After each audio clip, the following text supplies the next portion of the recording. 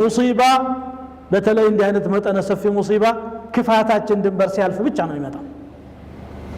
ይሄ አላህ ነግሮናል። ወማ አሳበኩም ሚን ሙሲበትን ፈቢማ ከሰበት አይዲኩም ነው የሚለው። የሚገጥማችሁ ማንኛውም መከራ በጋራም ሆነ በተናጠል እጆቻችሁ ባሳለፉት ሰበብ እኔ ነኝ ለዚህ ሰበብ የሆንኩት ይቅር በለኝ ብሎ ዱዓ ማድረግ ያስፈልጋል። የአኺራ ቅጣት በተናጠል ነው። እያንዳንዱ ሰው በየሥራው ለብቻው ነው የሚቀጣው። የዱንያ ግን ከመጣ እርጥብ ከደረቅ ነው የሚመጣው። ከባድ ነው። ወተቁ ፊትነተን ላ ቱሲበነ الذين ظلموا منكم خاصة።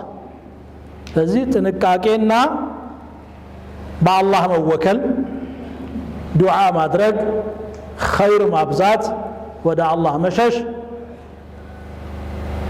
አማራጫችን ነው። ይህን እንገንዘብ ለማለት ነው። አላህ ያመጣውን መከራ ይገፍትርልን፣ ኸይሩን ያዝንብልን፣ እኛንም ወደ አላህ ይመልሰን።